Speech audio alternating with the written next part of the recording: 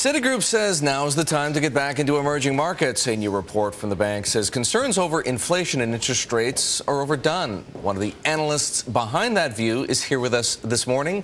Geoffrey Dennis is Citigroup's global emerging market strategist. Jeff, I've read your analysis. Good morning to you.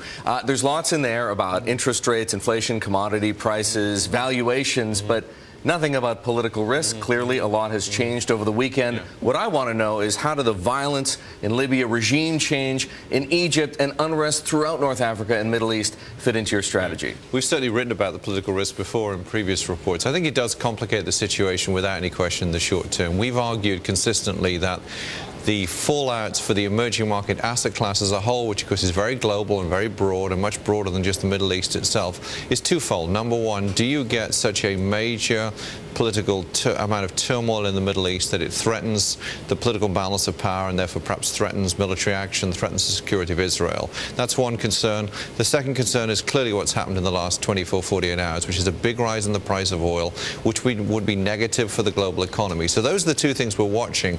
Right now, it still doesn't seem the right thing to do to panic sell here unless you see a much, much bigger spike in the price of oil than we've seen so far.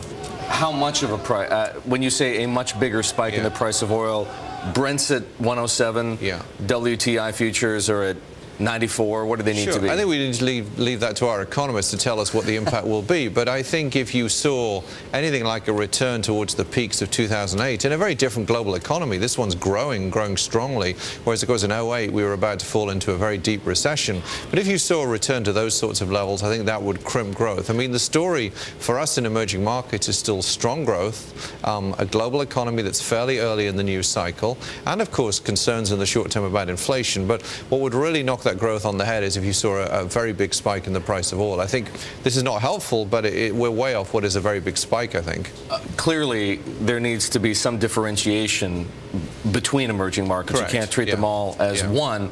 At the moment, would you encourage investors at all to look at places like Egypt or anywhere else in the Middle East as an attractive investment? Certainly not. I mean, Egypt happens to be the one emerging market in that region that it defined as an emerging market. Most of the others are called frontier. We happen to be underweight Egypt for what that's worth. I think you'll find that a lot of people would consider parts of Latin America and Asia to be quite distinct, I think, politically from what's happening in the Middle East.